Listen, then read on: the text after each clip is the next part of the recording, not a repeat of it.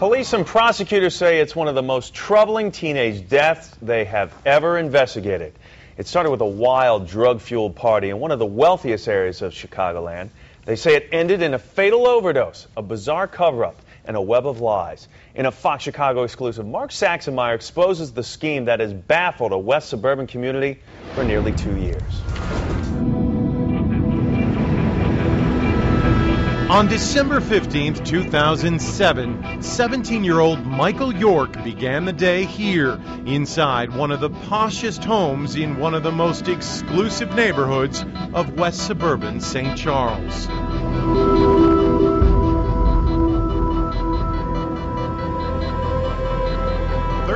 Miles away in this alley in one of the poorest neighborhoods on Chicago's far west side, Mike's day would end, his dead body dumped from a car and abandoned. How could somebody have done this?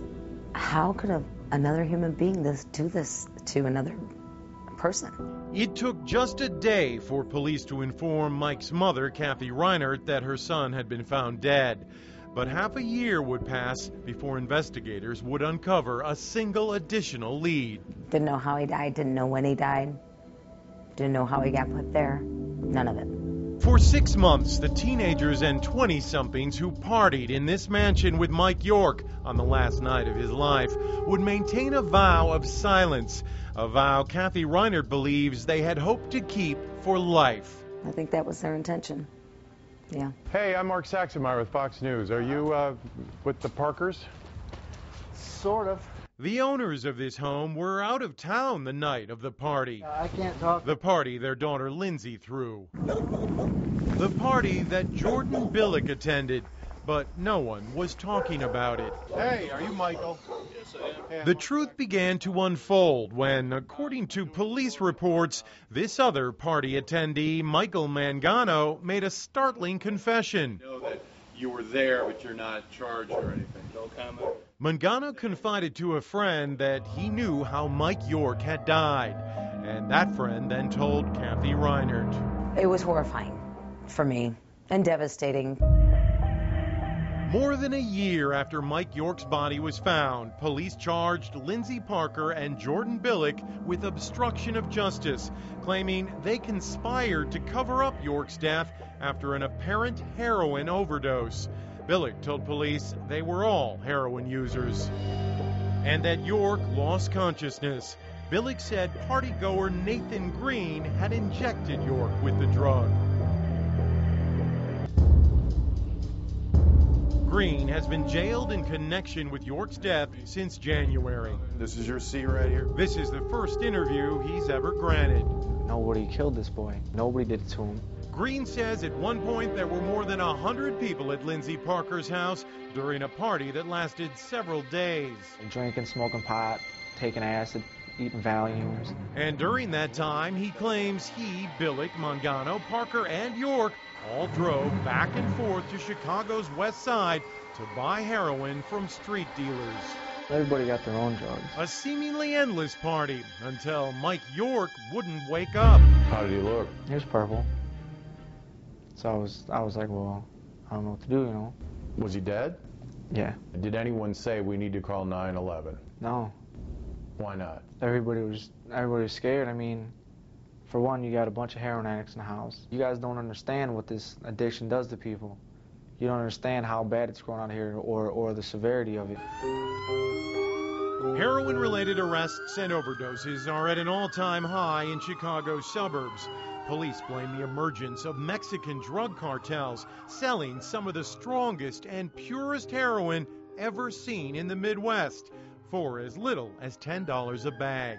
Addiction treatment facilities say they're overwhelmed. It's becoming more than an epidemic, in my opinion. Dr. Abdel Fahmy is medical director of Soft Landing. Leah Minalga is one of his counselors. Her son Justin is a recovering heroin addict.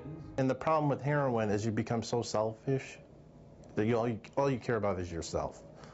And that's sad, and that's all they did. But you've had the same thing happen to you where I was left. I was one that was left. And they all ran away. He was on life support for 8 days after that. Yeah. It was seconds from him dying. Nathan Green says immediately after the group inside this mansion realized Mike York was dead, they continued to do drugs. Everything just took place like everything was normal again. People still getting high, people still coming over to the house, sitting there eating popcorn, watching a movie. This party finally ends how many days after Michael York's death? Like 2 days. It's a story that, as it unfolds, only serves to raise more questions. Where are your morals? You know, where are they?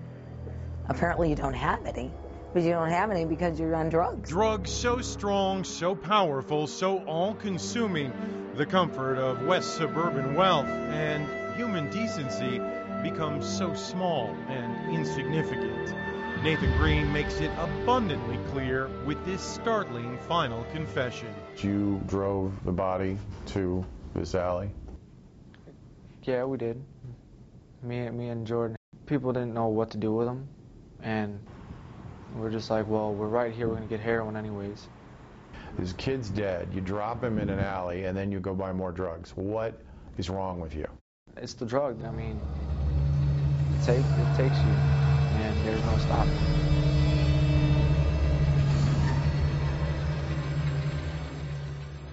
Michael York's mother says her son struggled to overcome heroin for several years. She says he'd been clean for 18 months only to succumb once again to his addiction just weeks before his overdose. She says that Mike simply felt like he never fit in except with his drug-using friends, the same friends who stand accused of dumping him in an alley.